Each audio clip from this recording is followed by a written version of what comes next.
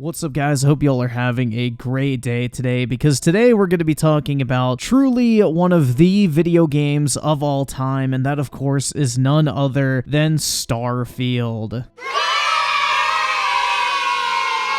And to say that Starfield has had some pretty mixed reception post-launch, I think is putting it lightly. At first, I would say most people had an overall positive sentiment surrounding the game, but the longer after launch it kind of got, and the more the honeymoon phase kind of ended, I can attest to this as well. I think the more people kind of soured on this game overall. When I initially beat it, I rated the game like a 7 out of 10, but I'm down to like a 5 out of 10 on it, because once I actually took a step back from the game after I'd 100% completed it, I started to realize like I didn't really enjoy playing this game at all, and overall the story was mediocre, if barely even existent at all. None of the activities in the game actually felt rewarding. The new game plus mechanic basically makes anything and everything you work towards in each subsequent playthrough completely meaningless, and overall the game just lacks a concrete identity and soul, in my opinion. For lack of a better term, the game just feels soulless, and it just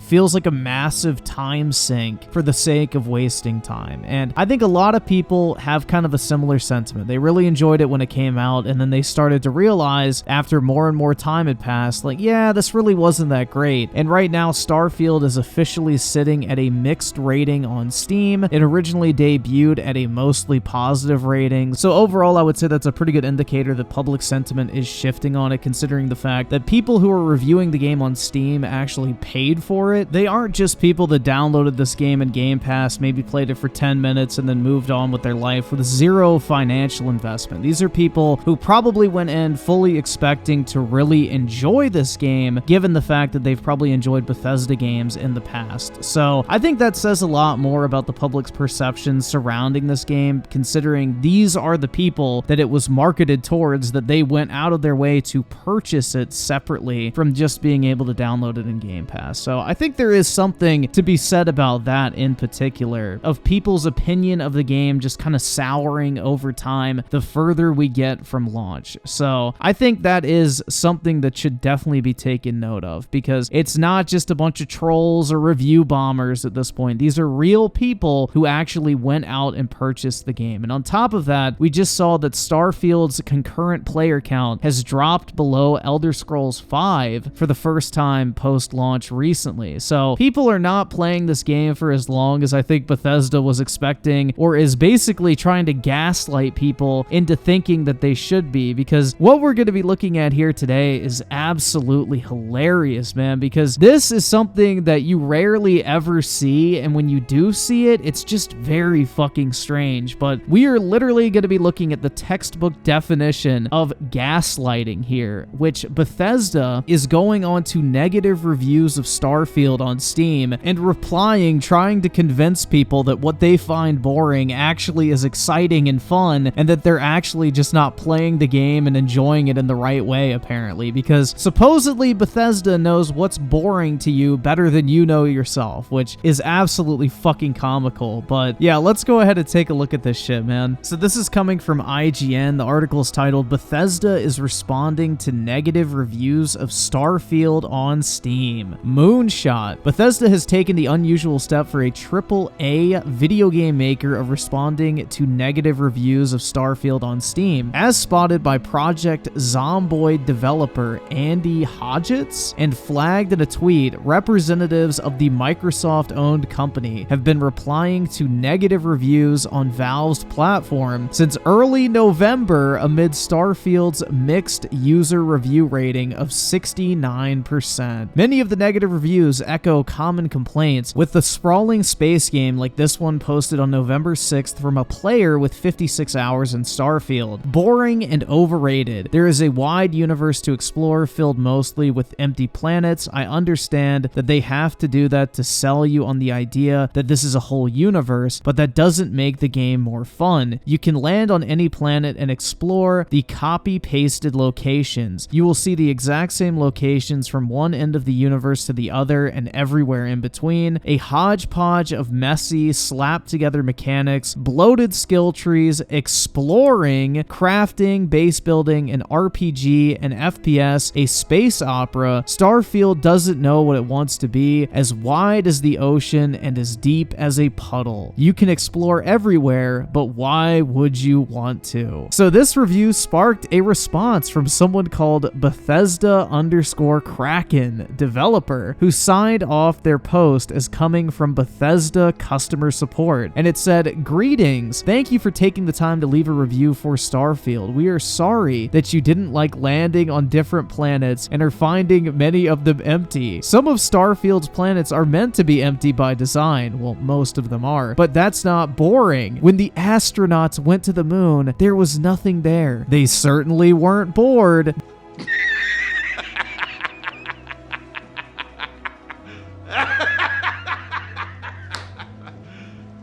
Serious? The intention of Starfield's exploration is to evoke a feeling of smallness in players and make you feel overwhelmed. You can continue to explore and find worlds that do have resources you need or hidden outposts to look through. To provide feedback to development for Starfield, please feel free to submit your feedback using this form here. Never stop exploring, Bethesda customer support. So IGN writes, it's a pretty stock response and quotes Ashley Chang, Bethesda's managing director, who uttered the phrase, "When the astronauts went to the moon, there was nothing there. They certainly weren't bored," in a New York Times feature published ahead of Starfield's September launch, dude. So this is the biggest fucking cope ever, bro. Like, you're really gonna compare a fucking video game to actually landing and walking on the moon in real life. Like, I don't know how you think this makes the complaint less valid, because literally it's proving the point that you literally designed a vast majority of these planets to be boring, empty, and completely pointless, and a total waste of your time to walk around. So it's like, why are they even in the game in the first place? It's stupid. It serves no purpose other than for Todd Howard to get up on stage and say, "We have over 1,000 planets," even though 10% of them maybe are actually worthwhile for you to land on. So in a more recent review, again from the busy Bethesda_Kraken, to a negative review from a Starfield player with over 76 hours on record. The story is as generic as it gets and the gameplay gets boring. I wish there was a reason to even bother exploring planets and building outposts. Everything is fun until you do it once, then it's all a repeating, soulless chore. And to compile that sentiment even more, if you do New Game Plus, the only thing that's preserved is your skill points, so you have to go through this grind every single time you reset the universe. So you're quite literally repeating the same tasks over and over again for quite literally no reason, because if you dare New Game Plus again, which is the entire point of the end game, you lose everything you've worked towards other than your level, which is beyond obnoxious. But the developer responded and posted on November 27th, the same day as the review, "Greetings, thank you for taking your time to leave a review for Starfield. You can fly, you can shoot, you can mine, you can loot. Starfield is an RPG with hundreds of hours of quests to complete and characters to meet. Most quests will also vary on your character's skills and decisions, massively changing the outcome of your playthrough." That is a complete fucking lie. Try creating different characters with background that clash or are opposite of your previous character. You will feel like you are playing a totally different game. Put points into different skills from a character you've previously created, and you will be now faced with completely different decisions to make and difficulties to encounter. There are so many layers to Starfield that you will find things you never knew were possible after playing for hundreds of hours. Even after completing the main story, your adventure doesn't end. You can continue on to New Game Plus to keep exploring Starfield and all that is out there. Never stop exploring, Bethesda customer support. So another example here, but this time from someone someone called Bethesda_Falco Yamoka, who also works for Bethesda customer support, said, "Greetings, thank you for taking your time to leave a review for Starfield. We're sorry that you don't like landing on different planets and are finding many of them empty. Some of Starfield's planets are meant to be empty by design, but that's not boring. When the astronauts went to the moon, there was nothing there. They certainly weren't bored. The intention of Starfield's exploration is to invoke a feeling of smallness in players that will make you feel overwhelmed. You can continue to explore and find worlds that do have resources you need or hidden outposts to look through. Starfield is an RPG with hundreds of hours of quests to complete and characters to meet. Most quests will vary on your character's skills and decisions, massively changing the outcomes of your playthrough."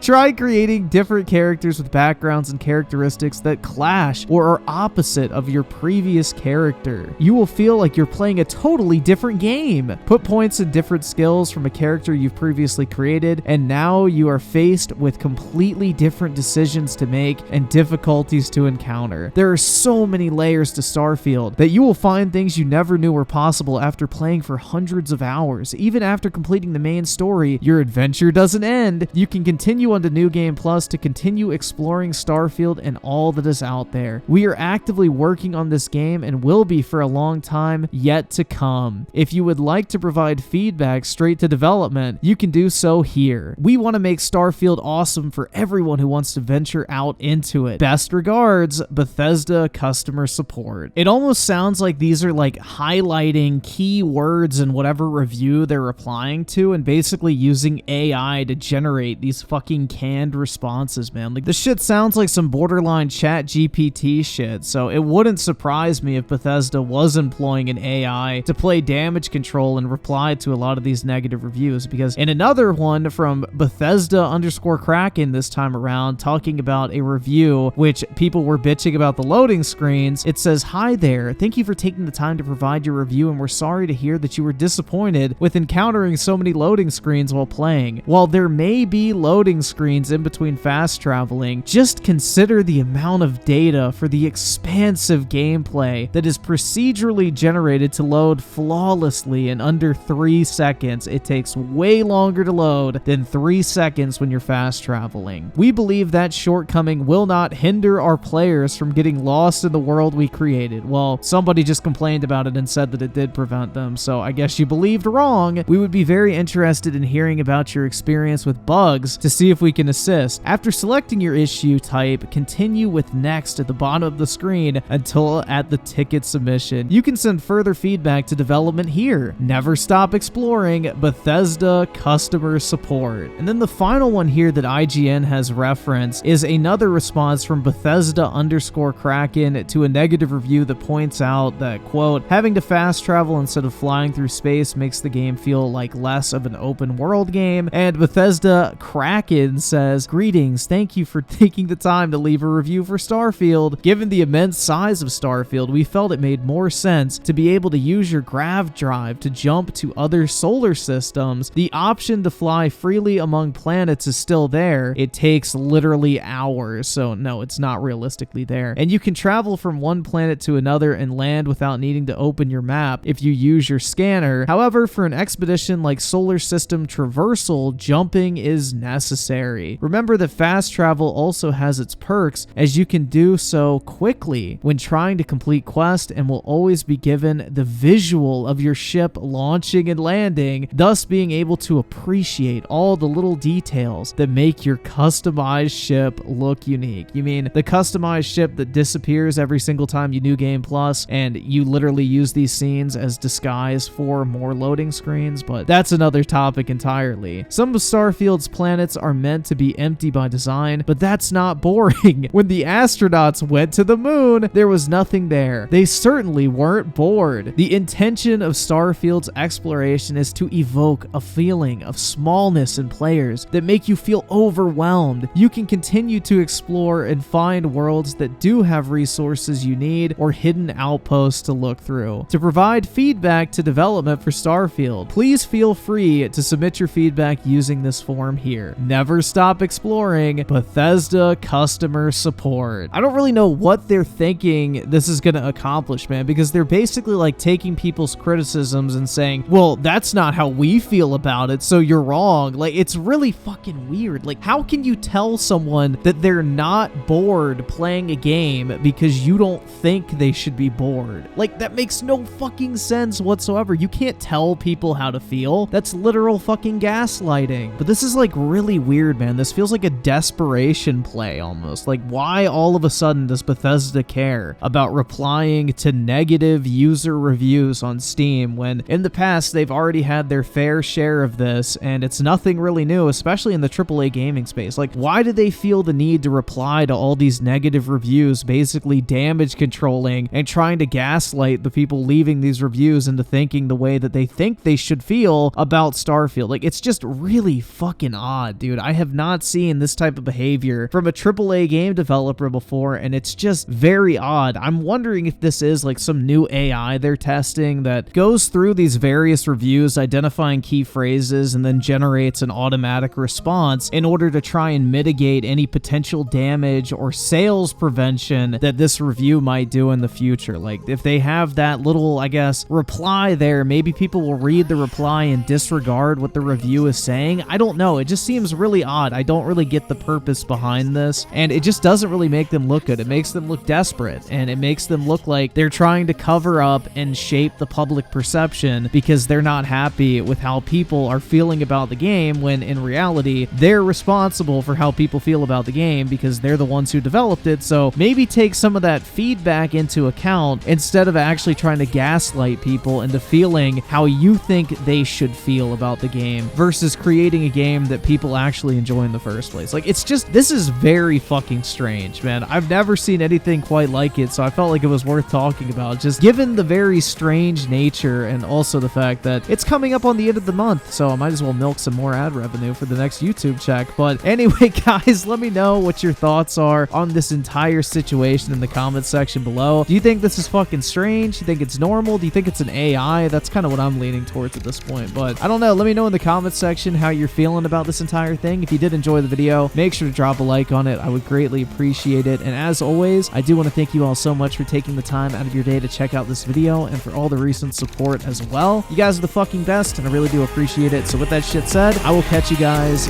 next time.